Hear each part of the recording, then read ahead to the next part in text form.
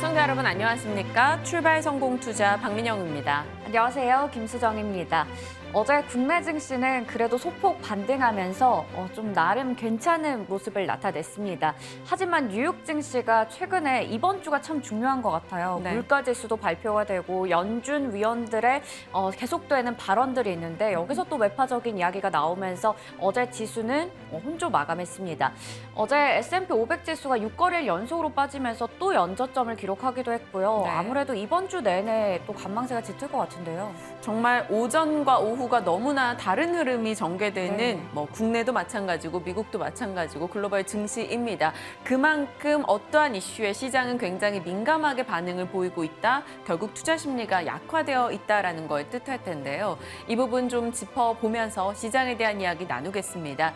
오늘 저희의 시장 키워드 이렇게 한번 꼽아봤습니다.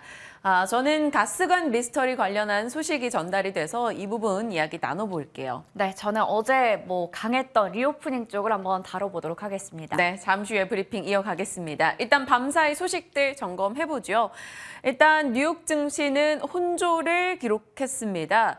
나스닥 같은 경우는 출발할 때 2% 이상 뛰어가는 흐름까지 나타나는데요. 이때 장 초반의 강세 움직임은 결국에 발표되는 경제 지표들이 비교적 괜찮았다라는 것이고 일부 연은 총재 발언이 좀 덜 매파적이었다, 비둘기파적이었다라는 이야기도 있었습니다. 그 부분에 대해서는 잠시 후에 좀 짚어보도록 하죠. 어찌됐건 지표가 괜찮게 나오면서 경기 침체 우려가 일부 완화됐고 장 출발 분위기는 괜찮았죠. 그런데 장 후반에 여러 이슈들이 뒤섞이며 다시금 상승을 반납하는 흐름이 나타났습니다. 가장 주요했던 이슈는 노드스트림 가스관이 폭발했다. 그로 인해 유럽의 경기 침체 우려가 불거질 수 있다라는 내용이 전달이 되면서 결국엔 다우와 S&P 500은 하락 전환한 채 거래를 마쳤고 S&P 500은 연저점을 깨고 내려가는 모습이 나타났습니다. 그래도 혼조를 기록했던 만큼 올라간 섹터도 있었고 좀 떨어진 섹터도 있었는데요. 오른쪽에서는 반발 매수세가 유입된 반도체 쪽이 눈에 띄기도 했습니다. 자, 내용들 하나씩 열어보시죠. 일단 경제 지표가 괜찮았습니다. 미국의 9월 소비자 신뢰 지수가 예상치를 큰 폭으로 상회하면서 인플레가 좀 잡히고 있는 거 아니야? 라는 기대감이 등장을 했고요. 신규 주택 판매 건수도 예상을 상회했습니다. 아직까지 신규 주택을 살 여력이 있구나라는 경제 체력의 기대감도 이어졌고요. 리치몬드 여는 제조업 지수를 봐도 신규 주문이 개선되면서 아직은 미국 경제가 탄탄할 것이다라는 기대감도 등장했습니다. 그리고 이것은 어제 나온 이슈긴 합니다만 월스트리트 저널에서 8월 아파트 임대료가 1년 8개월 만에 줄었다, 떨어졌다라고 소식을 전했죠. 렌트닷컴의 내용도 조금 비슷했고요. 이 말인즉슨 임대료 둔화 조짐이 보인다라는 겁니다. CPI에서 주거 비용이 차지하는 게 꽤나 큰데 이 임대료가 떨어진다? 그러면 CPI 물가가 조금 잡힐까? 인플레가 완화될까? 이런 기대감이 일부 등장을 했습니다. 그러다 보니까 금리 인상 속도에 하나의 변수가 되지 않을까라며 시장에선 좀 예의주시하자라는 분위기가 나타났죠. 자, 발표된 지표들을 본다면 나쁘지 않았습니다. 그런데 왜 지수는 탄력을 잃었을지 하나씩 이유 열어보시죠. 일단은 매파적 발언들이 꽤나 많았다라는 겁니다. 제임스 블라드는 대표적인 매파니까요. 연말까지 고금리 유지해야 된다. 4.5% 그 이상이 돼야 된다라고 이야기를 꺼냈습니다. 무엇보다 중요한 것은 인플레 잡기다라고 재차 강조를 했고요.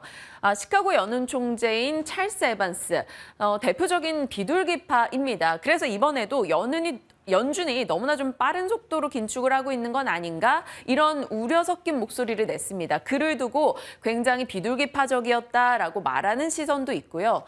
이렇게 연초엔 4%를 정점으로 봤는데 4.5에서 4.75까지 정점 수치를 올렸기 때문에 매파로 변심했다라는 시각도 있습니다. 이것은 시장의 뉘앙스가 조금 다를 수 있으니까요. 내용 한번 스스로 잘 판단하시길 바랍니다. 어찌됐건 매파적 발언들이 꽤나 많았던 것으로 시장은 해석을 했고요. 장 후반에 탄력을 조금 떨어뜨렸죠. 다음번에 있을 FOMC에는 그래도 아직까지 75bp 인상이 여전히 높은 확률로 자리하고 있습니다. 자, 두 번째는 이겁니다. 달러요. 앞서 맨 앞에 보여드렸던 화면에서 제가 달러가 증시 키맨이 되고 있다라고 전해드린 바 있는데요. 어제 우리 장에서 장 후반에 상승 쪽으로 방향을 틀었던 것은 결국에는 외환시장의 움직임 때문이 아닐까 싶었습니다. 영국 경제에 대한 걱정이 많았었는데 설마 그렇게까지 가겠어라는 분위기가 형성되면서 파운드화가 강세를 기록했고 달러 약세 움직임이 나타났거든요. 그와 동시에 우리 지수도 이 하락에서 상승으로 방향을 돌렸습니다. 결국에는 달러 향방의 영향을 좀 지수가 받고 있다라는 건데 뉴욕장도 그랬어요. 장 출발할 때는 달러가 조금 약한 움직임이 나타났다가 장 후반에 다시 달러가 치고 나가는 모습이 나타났습니다. 달러 인덱스 114 위로 올라왔고요. 지수는 탄력을 좀 잃어갔죠. 자, 미국의 국채금리도 10년물의 4%대 또 육박하는 움직임이 나타났기 때문에 이 국채금리 움직임도 잘 체크해 봐야겠습니다. 자, 달러가 올라간 이유는 바로 이거였습니다. 가스관 문제요. 이 가스관에 대한 폭발 이야기가 등장을 했는데요. 발트해를 통해서 러시아와 유럽을 잇는 가스관이 바로 노드스트림입니다. 다들 아시죠? 이 노드스트림 1, 2의 가스관에서 연이어 누출이 발견됐다라는 소식이 들려왔습니다. 덴마크 공군이 발견한 건데 바닷가에 한 1km 정도 사이즈 지름으로 봤을 때 거품이 발견이 됐다라는 거죠. 그 밑에 가스관이 폭발했고 누출되고 있다라는 소식이 들려왔습니다. 덴마크 연안과 스웨덴 연안에서 이 소식이 전달되면서 이렇게 동시다발적으로 가스관 누출이 있다라는 건 우연이라고 보기는 어렵다라는 이야기가 나왔고요. 우크라와 서방에서는 러시아의 테러다라고 얘기를 했고 러시아 측에서는 파괴 공작이다라고 이야기를 하며 서로 대립되며 여러 목소리를 내고 있습니다. 어찌됐건 이렇게 동시다발적인 문제가 발생을 한 상황이고요. 이것을 복구하는 데까지의 기간 노드스트림 측에서는 추정할 수 없다라고 이야기를 꺼내놨습니다. 자, 이 이슈가 나오자마자 또 유럽의 경기 침체 우려감이 부각이 됐습니다. 유럽권의 가스 가격이 올랐기 때문이죠. 그러면서 유로화가 또 떨어졌고요. 다시 달러 강세를 유발하면서 시장에 조금 우려를 키웠던 겁니다. 가스관 미스터리 이 이슈가 오늘 우리 장에 아마 영향을 줄 것으로 보이는데요. 왜냐하면 유럽의 천연가스와 영국의 천연가스 가격이 뛰었습니다. 그러면서 미국 내에서도 가스를 시추하는 쪽의 종목들이 꽤나 강한 움직임이 나타났고요. 우리가 언제나 천연가스 부족 얘기가 나오다 보면 비료주, 암모니아 부족, 비료주 상승 이렇게 연결되지 않습니까? 농업 비료 관련주들도 밤사이 강세 움직임을 보였습니다. 그렇다면 이 이슈가 얼마 갈지는 모르겠으나 단발 시세로 비료주 또 이야기가 나올 수 있다는 점 참고하시고요. 가스 관련한 종목들도 같이 체크하시길 바랍니다. 자, 종목별 내용들 좀 더 들여다보면요. 반도체 쪽이 그래도 괜찮았습니다. 미리 맞은 매가 되겠죠. 마이크론 같은 경우는 이제 실적 발표 앞두고 있는 상황인데요. 반도체 공급 확대 계획이 줄어들면서 가격이 좀 방어를 해줄 거다. 이런 얘기가 나왔습니다. 마이크론이 3% 정도 올랐어요. 그리고 엔비디아, AMD 그리고 그 밖의 장비주까지도 같이 올라가는 모습이 나타났습니다. 자, 그리고 전기차 쪽도 비교적 견조했는데 테슬라의 힘입니다. 테슬라가 상하이 공장 생산 능력 93%로 유지하겠다라고 밝혔고 AI 데이 앞두고 있다 보니까 또 그에 대한 기대감도 테슬라 주가를 유지시켜주고 있습니다. 자, 리오프닝주 좋았는데 정확한 이유를 아직 저는 찾지를 못했어요. 렌트카, 항공, 카지노, 여행, 호텔, 숙박 등이 테마성으로 봤을 때는 상승권 상위에 자리를 했습니다. 조금 이슈를 찾아본다면 캐나다 코로나 관련한 제한을 해제한다라는 이슈가 들려왔는데 워낙 미국과 인접 국가다 보니까 관련해서 이런 종목들이 움직인 것인가 한번 추측은 해보겠습니다. 어제 국내에서도 리오프닝이 좋았었는데 같이 연결될 수 있을지 궁금해지네요.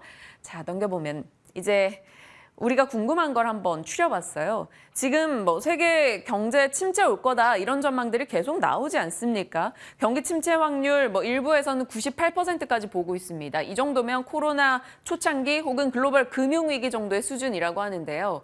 주가는 언제나 조금 선반영의 의미가 있기 때문에 지금 우리가 어느 정도 경기 침체를 반영하고 있는 건 아닌가라는 생각을 하게 되고요. 만약에 반영을 하고 있다면 경기 침체 기간은 어느 정도일지 고민이 되는 부분이죠. 이 부분 이야기 오늘 잠시 후에 전략에서 챙겨볼 거고요. 그리고 어찌됐건 어제 살짝의 반등 이런 식은 이런 식의 흐름은 몇 번 반복될 겁니다. 그럼 약세장의 단기 반등 청산의 기회인지 매수의 기회인지 같이 고민해 보도록 하겠습니다. 자, 마지막으로 들려온 소식 하나 있죠. 어제 장 마감 이후에요. 단독 보도였습니다. 주의는 필요해요. 롯데케미칼이 동박 2위 업체인 일진머티리얼즈를 인수한다라는 이야기였습니다. 지분 53.3%, 인수금액 추정은 한 2조 5천억 정도에서 2조 7천억으로 추정이 되는데요. 과거에 SKC가 동박 1위 업체를 인수할 때 들었던 돈에 비해서 꽤나 많은 돈을 주고 사온다라는 느낌이 있다라는 겁니다. 이에 대한 평가는 롯데케미칼의 주가 부담으로 연결될 수가 있고요. 반면에 또 피인수 되는 입장에서는 너무나 좋은 이야기겠죠. 우리가 좀 비싼 돈을 받고 팔린다라는 거니까요. 그래서 어제 시간 외에서 일진그룹주들이 모두 주가가 강했습니다. 일진홀딩스는 상한가까지 들어갔으니까요. 오늘 장중의 반응 같이 확인해 보시길 바랍니다. 자, 리오프닝 이슈 들어가 볼까요?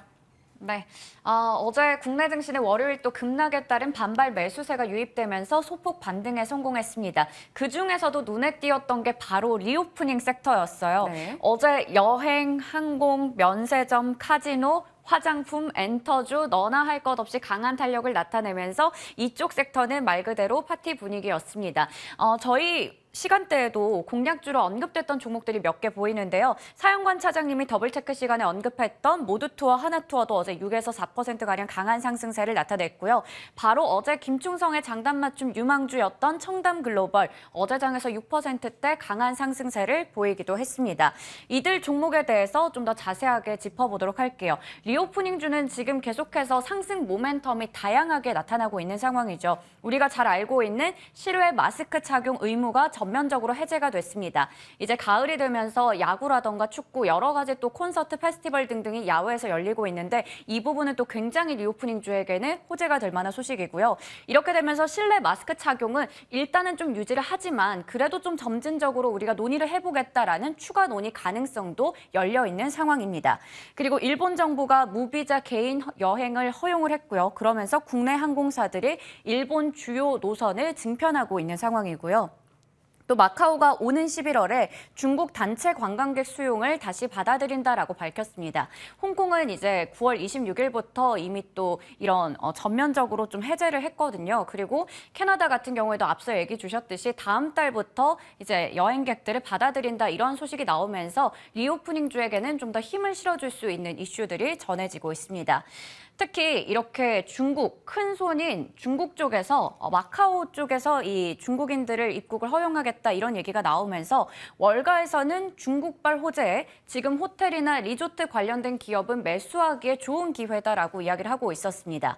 미국의 투자 전문 업체인 베런스에서는 특히 리오프닝주 내에서도 호텔 체인이 가장 매력적이다라고 봤는데요. 밸류에이션은 상대적으로 낮고 배당 성향이 높다라는 부분을 매력적으로 꼽고 있었습니다. 그래서 투자 의견을 최근에 월가에서 중립에서 매수로 올린 쪽이 바로 리조트 그리고 크루즈, 호텔 관련주들이 되겠습니다. 이 부분 함께 보시면 될 것 같고요.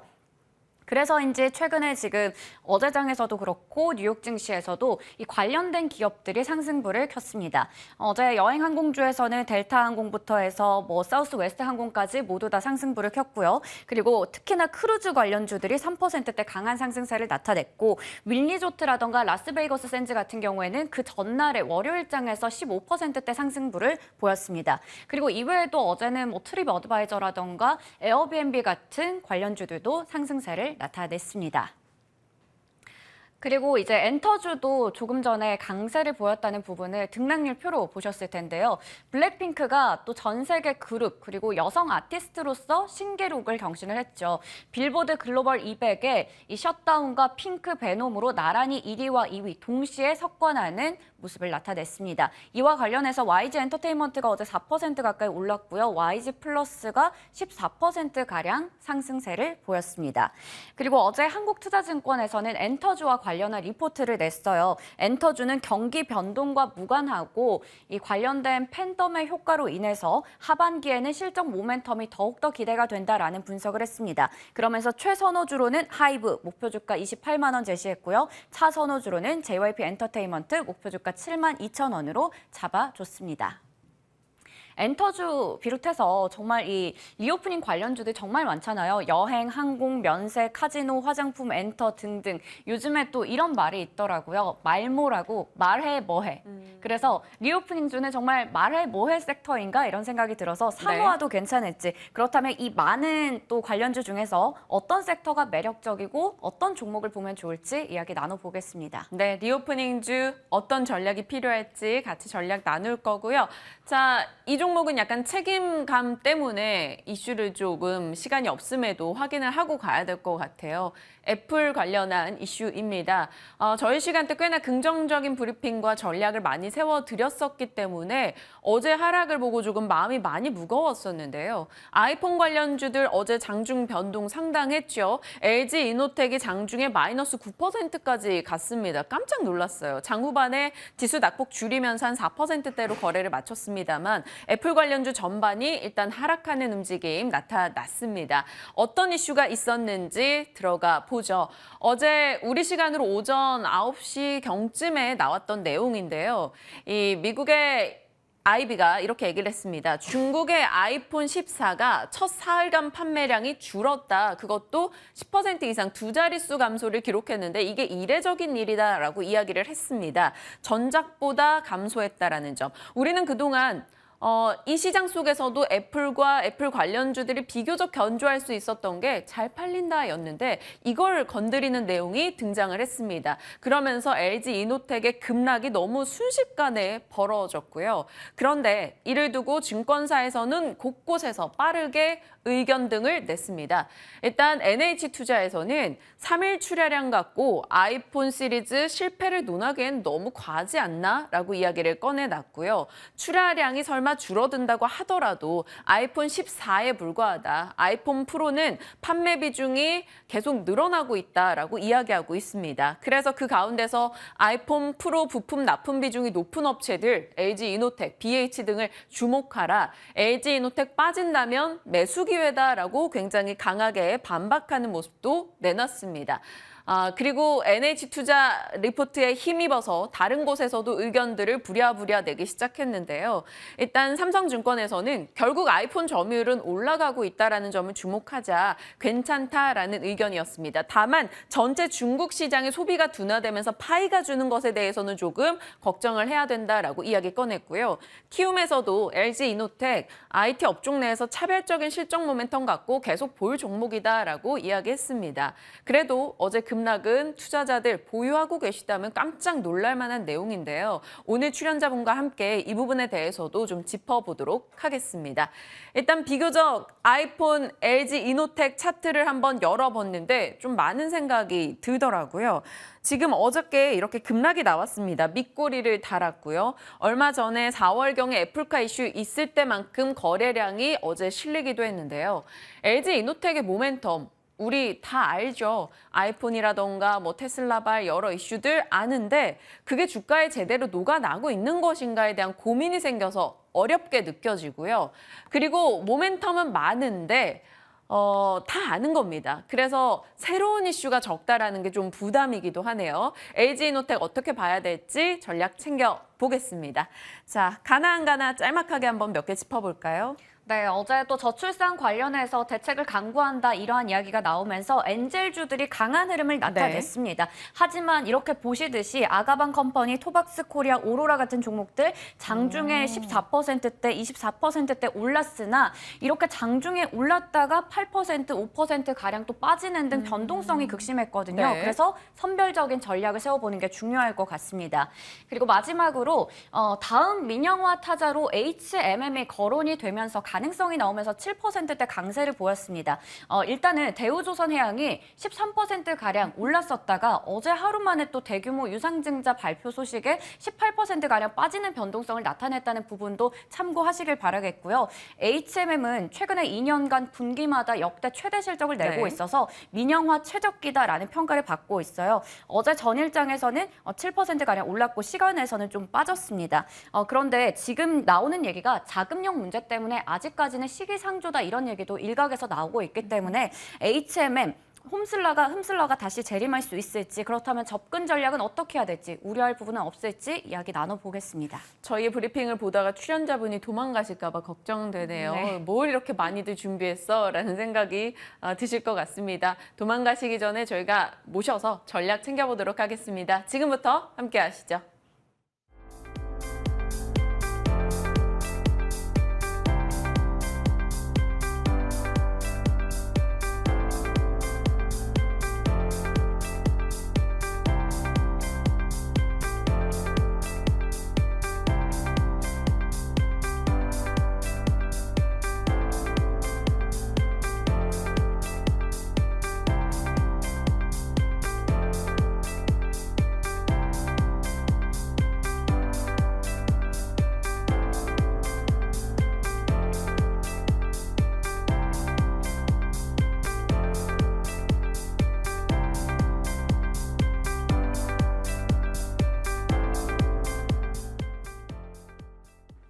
시장에 대한 이야기 함께 고민하실 분 모셨습니다. 오늘 SK증권 조윤석 차장님과 함께합니다. 어서 오세요, 차장님. 네, 안녕하십니까. 네, 안녕하십니까. 저희 투자한스 세븐에선 처음 인사드리는데 오늘 잘 부탁드립니다. 네, 잘 부탁드리도록 하겠습니다. 일단 시장에 대한 이야기 좀 나눠볼게요. 어제 우리 장 막판에 갑자기 하락에서 상승으로 확 돌린 것도 뭐 외환시장 움직임 영향이 있었을 것으로 추정이 됩니다만 그 내용 궁금하고요. 또 뉴욕장 어떻게 보셨는지도 궁금하고요. 네, 우선 어제 그 장 후반에 강한 선물 매수가 들어오면서 국내 시장이 반등을 보여줬었거든요. 네. 근데 이미 좀 예견이 돼 있었던 것으로도 보였습니다. 왜냐하면 파운드화가 요새 가장 문제가 됐었는데 그 네. 파운드화의 변화가 좀 일견 보였었고요. 그리고 계속적으로 강조가 됐었던 것들이 일본의 시장 개입이었었죠. 그 일본 시장 개입이 지금 미국의 무기나에 이루어진 것이 아닌가라는 컨센서스가 형성이 되면서 달러 고점에 대한 분위기가 약간 형성이 되고 있었습니다. 그런 것들이 움직임이 조금씩 나오자마자 국내 시장에서 막바지에 그런 움직임을 반영했다고 보고 있고요. 그래서 지금 저가 매수와 그리고 차익 실현이 강하게 지금 맞붙어 있던 상황인데 어제는 그래도 리바운드가 조금 강하게 나올 확률이 더 높았던 날이기 때문에 막판에 그런 움직임이 나왔다고 보고 있고요. 그리고 미국 시장은 어제 조금 실망스러운 모습이었습니다. 한국 시장에서 미국 증시 선물이 꽤 강하게 오르고 있었는데 그것들을 지키지 못하고 떨어졌었죠. 여러 가지 문제점이 있었겠지만 러시아의 그 파이프라인 또 훼손이 있었기 때문에 그런 것들이 유로화 환율 약세, 즉 어제 올랐던 부분의 환율을 그대로 되돌리는 모습이 좀 나왔습니다. 그러다 보니까 증시가 다시 한번 상승 동력을 찾지 못하고 리바운드를 다시 좀 모색해야 되지 않나 그렇게 평가하고 싶습니다. 어제 그리고 전날 이슈긴 합니다만 이 주택 렌트비가 좀 줄었다, 1년 8개월 만에 감소했다 이런 소식이 들렸는데 이거는 CPI에 좀 영향을 줄 수 있을까요? 어떻게 보세요? 네, CPI에 대단히 큰 영향을 줄 수 있다라고 보시면 될 것 같습니다. 보통 CPI의 구성 요소를 보시게 되면 주거비, 즉 렌트비로 환산한 주거비가 30%, PC는 거의 40%까지 육박하는 비중을 보이고 있는데요. 이 비중 자체가 줄어들지 않아서 여태까지 긴축이 굉장히 강하게 일어났던 것을 다 알고 계실 겁니다. 그래서 주택 가격 자체는 이미 상반기부터 빠지기 시작을 했었고 네. 그 이후에 레깅을 지나서 드디어 렌트비가 전역에서 0.1% 정도 마이너스가 나왔기 때문에 이 부분은 주택 가격 상승 제한이 됐다는 것에서 가장 큰 의미를 둘 수가 있을 것 같고요. 그렇다면 고질적으로 페드에서 문제를 지적했듯이 이 CPI의 끈적끈적한 상승이 끈적끈적한 것이 녹아내리지 않을까라는 시장의 기대감을 일부 가질 수 있게 합니다. 그렇다면 언제든지 시장은 많이 추락을 했기 때문에 리바운드라든지 혹은 페드의 내년 전망이 일부라도 수정될 수 있다는 뷰가 나올 수가 있는 것이죠. 그러면서 시장은 희망을 좀 찾아갈 수 있다고 의견 전해드리고 싶습니다. 네, 조윤석 차장님의 일부 긍정의 포인트 잡아주셨습니다. 하지만 저희는 조금 투자자에게 가깝게 전략을 세워본다고 치면요. 만약에 차장님이시라면 그렇게 해서 조금의 반등이 나온다면 어떻게 대응하시겠어요? 갖고 있는 거를 정리하시겠어요? 아니면 그 반등에 대한 나름의 확신을 갖고 추가 매수를 하시겠어요? 아니면 그냥 지켜보시겠어요? 저 개인적으로는 지금 매수를 조금 진행해봐도 무방하다라고 보고 있고요. 그리고 현재 주가지수 포인트가 2200포인트 언저리에서 굉장히 고통스럽게 지내고 있는데 저 개인적인 코스피 최종 목표는 이것보다 훨씬 높은 상태이기 때문에 저는 매수로 대응해야 된다라고 보고 있고 이번 하락이 단기 바닥이긴 하겠지만 이 단기 바닥이 말 그대로 단기 바닥이 아니고 지수상으로서 꽤 오래 유의미한 바닥이 될 수 있는 가능성이 좀 매우 높다고 보고 있습니다. 그렇기 때문에 오히려 이번 조정을 잘 이용해서 포트폴리오 조정을 하거나 혹은 현금을 일부라도 갖고 계신 분들은 그간 매수하지 못했던 종목들의 현금 소진을 하시는 것이 좋지 않을까 의견 내드립니다. 네. 좀 긍정적인 포인트 많이 잡아주셨어요. 그렇다면 어떤 식으로 어느 쪽에 조금 포트 비중을 실으실지는 잠시 후에 차장님의 픽을 통해서 공개하도록 하겠습니다. 자, 리오프닝 종목들 어제 시장에서 좀 강했잖아요. 네네. 여행, 항공, 카지노 종목들 올랐고 엔터도 괜찮았습니다. 밤사이 미국장에서도 관련 종목도 괜찮았는데 리오프닝주에 대해서 시각 어떻게 가져가세요? 네, 리오프닝주는 저희가 코로나 시대 때 겪었던 것들이 하나 있었죠. 바로 집에만 있다 보고 그리고 밖에 나오지 못하다 보니까 결과적으로 IT 소비량이 굉장히 급증했었던 경험이 있습니다. 네. 마치 그것을 서비스 분야에 지금 재현해 놨다라고 보시면 될 것 같고요. 그런 것들이 지금 각국의 규제 상황에 상당히 제한이 돼 있으면서 활동이 어려웠었는데 일본의 비근한 사례를 보시더라도 계속적으로 규제가 풀어지고 있는 상황이죠. 바이든도 이미 코로나가 종식이 됐다. 그리고 일본도 비자라든지 코로나 검사라든지 여러 가지 것들 규제가 풀리다 보니까 이제 자유로워진 것들이 실생활에서 통용이 될 수 있다는 것이죠. 그래서 예전에 생각해 보시게 되면 코로나 때 여행을 가신다 하면은 앞에 2주, 뒤에 2주 이렇게 묶여 있으면서 여행 기간이 엄청나게 못 갔죠. 길어지면서 네. 여행 자체가 의미가 없었습니다. 그래서 여행을 갈 수가 없었던 것이고요. 이제 그런 기초적인 그 날짜 제한이 풀리게 되면서 여행 수는 상당히 좀 강하게 일어날 수 있다고 보시면 될 것 같고요. 이런 것들은 짧은 것들이 아니고 적어도 향후 몇 개월이나 1년 정도는 충분히 경험해오지 못했던 거를 다시 경험하기 위한 인간의 본성이 다시 발휘된다. 그래서 이런 것들은 충분히 주가에 상당히 도움이 되고 실적 측면에서도 정상화되는 기폭제가 되지 않을까 판단하고 있습니다. 하지만 리오프닝 할 것이다라는 기대는 시기적으로 봤을 때는 많이들 예상을 하고 있을 거예요. 그러면 언제쯤, 어디까지, 그리고 어떤 종목, 주도주가 될지 이게 궁금해요. 네, 지금 주도주는 이미 나와 있는 상황이죠. 시장은 상당히 많은 폭을 반영을 했고요. 아까 전에 제가 방송에서 들어오기 전에 보니까 미국의 여러 가지 종목들을 언급해 주시더라고요. 미국에서도 대부분 많이 지금 강했던 신고가 종목들은 바로 카지노주였습니다. 카지노 같은 경우는 아까 전에 인간의 본성을 말씀드렸는데요. 도박이라든지 이런 것들은 절대 사람이 벗어날 수 없는 것들이죠. 그래서 끊지 못한다. 그렇죠. 끊지 네. 못하는 거겠죠. 그래서 상당 부분 이런 것들이 이미 주도주로 올라와 있는 상황이고 국내 업체들도 마찬가지입니다. 특히 가장 우리나라에서 상장된 대표 종목이 세 종목이 있는데 국내 여행 계획을 제외하고 해외 여행 계획까지 레버리지를 일으킬 수 있는 파라다이스, GKL 같은 종목들은 이미 주가 수준이 상당히 좋은 상황이고요. 그러네요. 이 포지션은 계속적으로 유지가 될 것이다라고 보고 있습니다. 더군다나 하나 더 중요한 거는 카지노 같은 경우는 아직 전 세계에서 가장 큰 신흥 세력이죠. 중국인들이 있는데 이 바로 중국인들의 코로나 관련 정책들이 10월 그리고 11월 정도에는 마무리가 될 것으로 지금 시장은 예측을 하고 있습니다. 그래서 이런 것들이 풀리게 된다면 또 다른 한국이나 그 외 세계뿐만 아니고 도박을 가장 좋아하는 국가 중에 하나죠.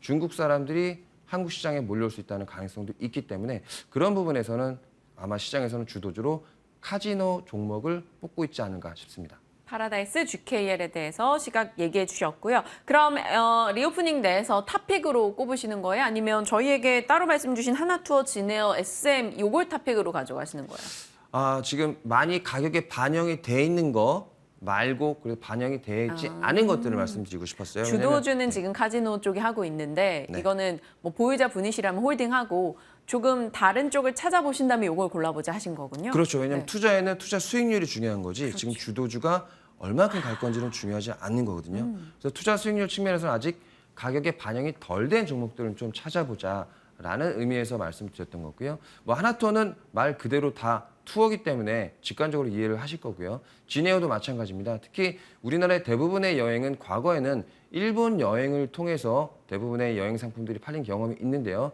이제 일본의 관광이 열리게 되면 당연히 그간 가장 고생을 했던 업종이 바로 어떤 거였습니까? 바로 항공업종이었습니다. 그중에서 가장 밸류에이션이 좀 저렴하고 그리고 재무구조가 상대적으로 유의미하게 좋은 이런 종목들 중에 바로 진에어가 포함이 될 수 있다고 보고 있고요.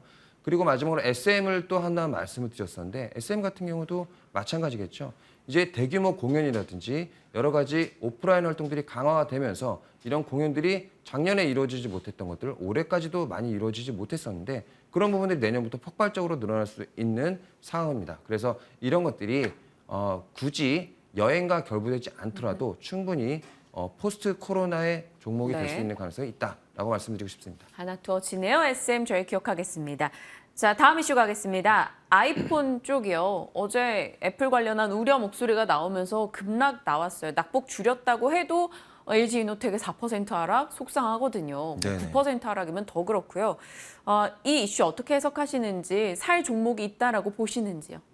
네, 어제 조종이 상당 부분 좀 가슴 아팠던 부분은 시장에서 가장 잘 버텼던 대형주가 바로 LG 이노텍이었다는 점입니다. 특히 시장 상황이 극도로 지금 안 좋아지고 센티멘트가 무너지고 있는 상황이다 보니까 공매도가 좀 많이 붙어 있는 상황이고요. 게다가 애플이라는 가장 세계에서 확실한 그 서플라이 체인을 갖고 있는 종목인데도 불구하고 빠졌다는 것들이 시장상에서는 좀 가슴 아팠습니다. 하지만 그것들은 일반적인 하락이라고 보시면 안 될 것 같고요. 일시적인 충격이라고 보셔야 될 것 같습니다. 특히 애플이 어제 뭐 판매량이 좀 줄어든다 이런 뉴스가 나왔었는데 그 판매량이 줄어든 건 서플라이 체인의 문제 그리고 고가와 저가 제품 라인업에 죄송합니다. 수요 불일치가 있었던 것입니다. 특히 애플 입장에서도 고가의 라인업이 많으면 많을수록 ASP가 높아지죠. 그러면 그런 그 제품에 공급하고 있는 부품 회사들 LG이노텍, BH 같은 회사들은 당연히 더 좋아질 수밖에 없는 모습이고요. 게다가 내년에 AR, XR 기기까지 출시가 준비가 되어 있기 때문에 이런 모멘텀을 충분히 연속적으로 이어나갈 수 있다고 판단하고 있습니다. 그래서 저는 오히려 좋은 기회가 되지 않을까. 너무 염려 안 하셔도 되지 않은 상황이라고 보고 있습니다. LG 이노텍 좀 잘 가줬으면 좋겠습니다. 버티는 거 말고 그 이상으로 랠리를 좀 보여줬으면 좋겠는데 어찌됐건 어제 우려는 좀 과도했다라는 평가에 한 표를 던져주셨어요. 자, 이제 차장님의 픽을 보겠습니다.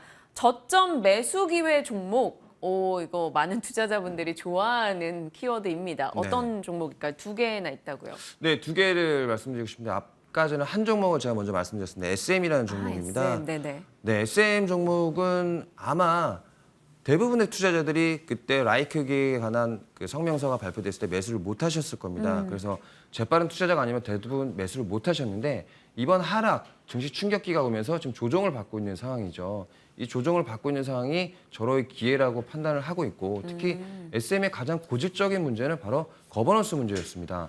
이수만 총괄 프로듀스가 라이크기획이라는 회사로 수취하는 그 금액이 네. 상당했었기 때문에 이런 부분들은 해소하게 되게 되면 밸류에이션 자체가 올라가는 거고요. 잘 지켜보시게 되면 엔터 3사가 있는데 SM 밸류에이션이 가장 떨어지는 것을 보실 수 있을 겁니다. 이런 밸류에이션 부분만 할인이 제거가 된다고 하더라도 SM의 추가 상승은 충분히 가능하다. 그리고 플러스 알파로 내년에 공연이라든지 여러 가지 리오프닝 관련으로도 충분히 모멘텀을 받을 수 있는 종목이다라고 네. 볼 수 있을 것 같습니다. 그러면 대주전자재료는 지금 가장 좋게 보는 포인트가 어떤 거예요? 네, 2차 전지 종목들 정말 매수하기도 힘들고 보유하기도 힘들고 그리고 언제 사야 될지 항상 고민해보는 종목입니다. 변동성이 또 워낙 크고요. 그리고 향후 시장이 어떻게 될지 그리고 시장이 어떻게 반응을 할지 누구도 예측하기가 좀 힘든 상황이기 때문이죠.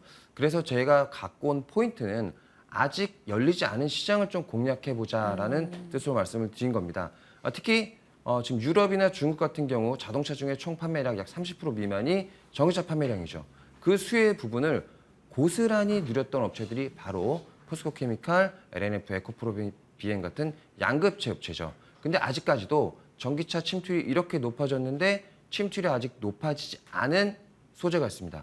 바로 그게 실리콘 음극재입니다. 음극재 같은 경우는 시장 점유율이 아직 0.1% 정도 추산되고 있는 상황인데요. 이 추산율이 앞으로 5%까지만 올라도 무려 50배가 오르는 겁니다. 그래서 이런 향후 성장성에 그리고 이것들이 한 번씩 포함될 때마다 퀵 점프가 굉장히 좀 크게 일어나는데 그런 부분을 좀 염두에 두시기 바라고요. 그리고 마지막으로 지금 핸드폰 업체라든지 여러 가지 전방 업체들 중에서도 당사 재료를 테스트하는 업체들이 굉장히 많습니다. 북미 업체도 마찬가지고요. 이런 여러 가지 모멘텀 그리고 견조한 설비 증설 사이클들이 있어서 2025년까지는 꾸준한 매출액 증가가 있을 것으로 판단합니다.